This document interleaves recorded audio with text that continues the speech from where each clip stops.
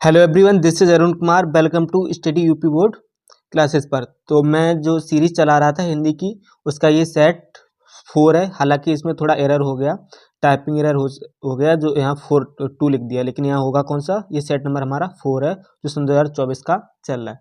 तो जैसे हम हर एक सेट में 20 MCQ करते हैं, उसी प्रकार से सेट में भी हम 20 MCQ करेंगे, जो सन 2025 के लिए काफ़ी इंपॉर्टेंट होने वाले हैं। तो चलिए फिर इन्हें स्टार्ट करते हैं। तो हमारा फर्स्ट क्वेश्चन है, फर्स्ट क्वेश्चन को देखते हैं। हिंदी साहित्य के श्रेष्ठ निबंधकार, आलोचक, इतिहासकार के रूप में जाने जाते हैं। यानी हिंदी के श्रेष्ठ निबंधकार और आलोचक एवं इतिहास के रूप में जाने जाते हैं, तो कौन है? बालकृष्ण भट्ट, पद्मलाल, पन्नालाल बख्शी, रामचंद्र शुक्ल, इनमें से कोई नहीं। तो जो हिंदी के श्रेष्ठ निबंधकार के रूप में जाने जाते हैं वो रामचंद्र शुक्ल हैं। तो इसका ऑप्शन सी हो जाएगा, रामचंद्र शुक्ल। नेक्स्ट क्वेश्चन देखते हैं। नेक्स्ट है महादेवी वर्मा द्वारा रचित रेखा चित्र है, यानी महादेवी वर्मा द्वारा जो रेखा चित्र रचित है वो कौन है? तो ऑप्शन है हमारे जिंदगी मुस्कुराई, अतीत के चलचित्र, गांव की सांझ, बाजे पायलिया के घुंघरू। अब यहाँ से भी हम देख सकते हैं, यहाँ पूछा गया था रेखा चित्र, यानी रेखा चित्र, और ऑप्शन में देखो अतीत के चलचित्र, तो कुछ मैच कर रहा है, इस हिसाब से भी हम लगा सकते हैं। तो इसका आंसर क्या हो जाएगा? अतीत के चलचित्र। वैसे करेक्ट आंसर इसका यही है, अतीत के चलचित्र। क्वेश्चन नंबर 3 देखते हैं हम अपना। तो क्वेश्चन नंबर 3 है हमारा, कोणार्क के रचनाकार हैं। पूछा गया कोणार्क के रचनाकार हैं जगदीश माथुर, राम कुमार वर्मा, और जयशंकर प्रसाद, और विष्णु प्रभाकर। तो इसका करेक्ट आंसर हो जाएगा जगदीश माथुर। ऑप्शन क्या हो जाएगा? जगदीश माथुर। ऑप्शन ए इसका करेक्ट आंसर है, जगदीश माथुर। नेक्स्ट क्वेश्चन देखते हैं हम अपना। क्वेश्चन हमारा है, चलो चांद के पार रचनाकार। चलो चांद पर चले, इसके रचनाकार पूछे गए। तो ऑप्शन है हमारे ये धर्मवीर भारती, बी जयप्रकाश भारती, सी अज्ञे, डी मोहन राकेश। तो इसका करेक्ट आंसर है जयप्रकाश भारती। जयप्रकाश भारती की रचना है चलो चांद पर चले। नेक्स्ट क्वेश्चन देखते हैं। क्वेश्चन नंबर 5 हमारा है, तूफान के बीच रचना विधा है। मतलब रचना विधा है क्या है? विधा का मतलब होता है कहानी, उपन्यासकार है, नाटक है, क्या है? तो इसमें पूछा गया कहानी, उपन्यास, एकांकी, रिपोर्टाज। तो इसका आंसर क्या हो जाएगा? रिपोर्टाज। तूफानों के बीच क्या है? रिपोर्टाज। क्वेश्चन नंबर 6 देखते हैं हम अपना। क्वेश्चन नंबर 6 है, केशव दास किस काल के कवि है?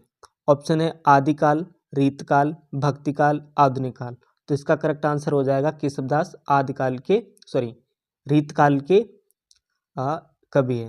देखो मैंने बताया था काल से काफ़ी क्वेश्चन पूछे जाते हैं। तो स्टार्टिंग में जो होता है युग से पूछे जाते हैं, जिसमें छायावाद युग हो गए, भारतेंद युग हो गए। यहाँ से एक ना एक क्वेश्चन हमेशा कोई ना कोई हमें हर एक सेट में देखने को मिला है। तो हम इनकी प्रैक्टिस अच्छे से जरूर कर लें, क्योंकि ये हमेशा कहीं ना कहीं एक क्वेश्चन जरूर हमें मिल जाता है। तो चलिए नेक्स्ट क्वेश्चन देखते हैं। क्वेश्चन नंबर 7 हमारा, भारत भारती के रचनाकार हैं। मतलब भारत भारती के रचनाकार हैं मैथिली शरण गुप्त, भारतेंद्र हरिश्चंद्र, माखनलाल चतुर्वेदी, या सूरदास। तो इसका करेक्ट आंसर हो जाएगा मैथिली शरण गुप्त। इन्होंने द्वारा ही रचना की है भारत भारती।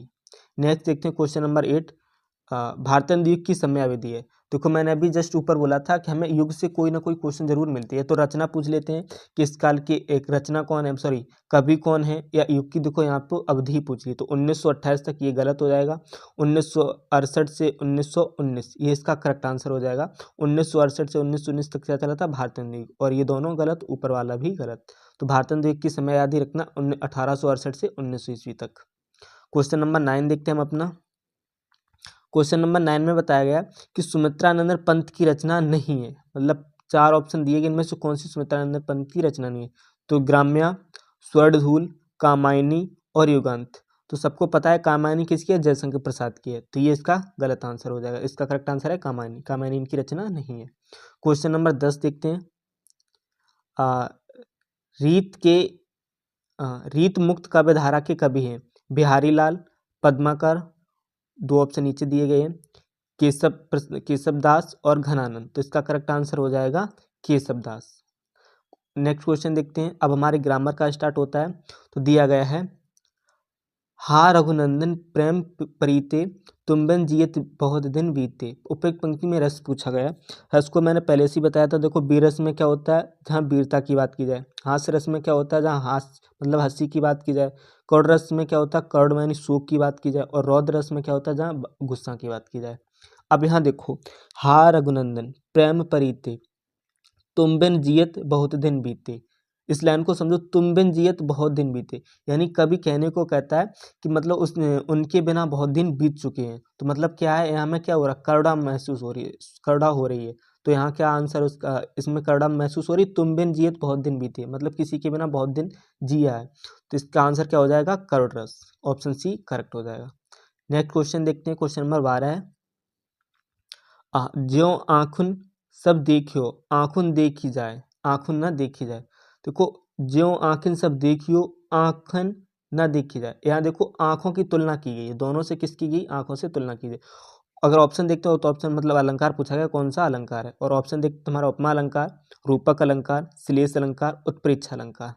अब देखो यहाँ क्या बात की, दोनों में तुलना की जाती है, और तुलना कैसी है, बहुत ही बारीक सी तुलना है। जब क्या होता है, जब दो चीज़ों की तुलना की जाए और जिनमें अंतर करना बहुत ही मुश्किल हो जाता है, तो वो कौन सा कहलाता है, रूपक अलंकार। तो इसका क्या हो जाएगा, रूपक अलंकार। यहाँ देखो दोनों की तुलना की, आंखों की तुलना की जा रही है, लेकिन दोनों में अंतर दिया गया, लेकिन बहुत बारीक अंतर है। तो इस वजह से इसका आंसर क्या हो जाएगा, रूपक अलंकार। रूपक की पहचान ही होती है जब दो चीज़ों के बीच में तुलना की जा रही हो और दोनों में विभेद यानी अंतर करना बहुत मुश्किल हो, तो वहाँ क्या होता है, रूपक अलंकार।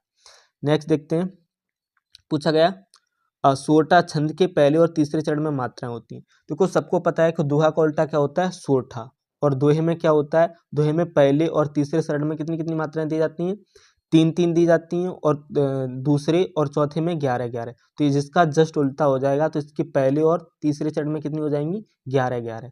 तो हालांकि ऑप्शन ए ये भी गलत है, 11 13 ये भी गलत है। नेक्स्ट क्वेश्चन ऑप्शन देखते हैं, 11 11 मात्राएं और इनमें से कोई नहीं, तो इसका करेक्ट आंसर क्या हो जाएगा, 11 11 मात्राएं।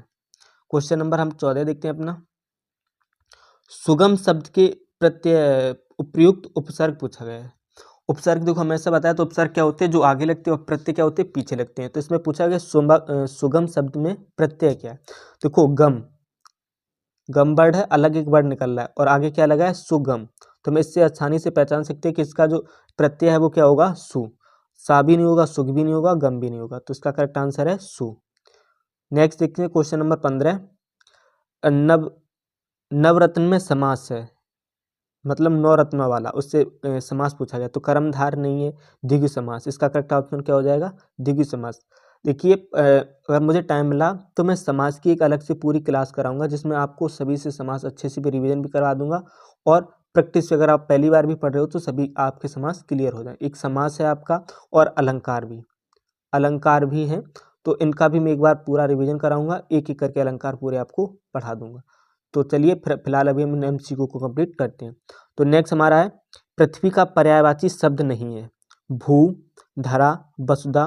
देखो ये तीनों किसके हैं, पृथ्वी के, लेकिन प्रसून प्रसून नहीं है, तो इसका करेक्ट आंसर क्या हो जाएगा, प्रसून। नेक्स्ट क्वेश्चन देखते हैं, क्वेश्चन नंबर 17 हमारा है, तात्म शब्द के विभक्ति एवं वचन है। देखो विभक्ति और वचन तो आपको याद ही करने पड़ेंगे, तो इस हिसाब से अगर तात्व की याद की होंगे तो इसका क्या हो जाएगा, चतुर्थी विभक्ति और एक वचन, ये इसका करेक्ट आंसर है। द्वितीय विभक्ति ये भी गलत है, ये भी गलत है, ये भी, तो इसका करेक्ट आंसर क्या है, चतुर्थी विभक्ति एक वचन। नेक्स्ट देखें, अर्थ के आधार पर वाक्य के भेद हैं। अर्थ के आधार पर वाक्यों को मतलब कितने भागों में बांटा गया है, 4, ये भी गलत है, 2 5 ये भी गलत है, इसका आंसर क्या हो जाएगा, 8। नेक्स्ट क्वेश्चन देखते हैं, कृत में प्रधानता होती है, कृतवाच्य में प्रधानता होती है, क्रिया की, विशेषण की, कर्ता की, कर्म की। तो कृत में किसकी होती है, कर्ता की विशेषता की जाती है, तो क्या हो जाएगा, कर्ता। क्वेश्चन नंबर लास्ट हमारा और 20 क्वेश्चन नंबर है, जिनके अलग अलग रूप में वाक्यों में मिलते हैं वो पद कहलाते हैं। जिनके अलग अलग रूप वाक्यों में मिलते हैं वो पद कहलाते हैं, विकारी, अवकारी, प्रत्यय पद या अप्रत्यय पद। तो जिनके वाक्य में अलग अलग रूप मिलते हैं वो क्या कहलाते हैं, विकारी पद। तो आज के हमारे 20 MCQ कंप्लीट हुए, और मैंने जैसा कि बताया था कि आप अगर डेली की डेली MCQ प्रैक्टिस कर रहे हो तो आपके 20 MCQ जो सन 2025 में आने वाले वो आपके बिल्कुल कंफर्म हो जाएंगे, आपकी बिल्कुल अच्छी तैयारी हो जाएगी, क्योंकि हमेशा रिपीटेड क्वेश्चन आते हैं, तो प्रीवियस ईयर से ही क्वेश्चन आएंगे। तो आई होप आपको ये सीरीज पसंद भी आ रही होगी और आपकी प्रैक्टिस भी अच्छी चल रही होगी। तो अगर आपको वीडियो पसंद आ रही हो तो लाइक कमेंट शेयर जरूर कीजिए, और अगर अभी तक आपने चैनल को सब्सक्राइब नहीं किया तो चैनल को सब्सक्राइब भी कर लीजिए, क्योंकि नई वीडियो की जो भी नोटिफिकेशन आएगी वो नोटिफिकेशन आप तक अच्छे से पहुँचती रहे। तो चलिए फिर आज की इस वीडियो में इतना ही, फिर कल मिलेंगे सन 2024 के सेट 5 के साथ।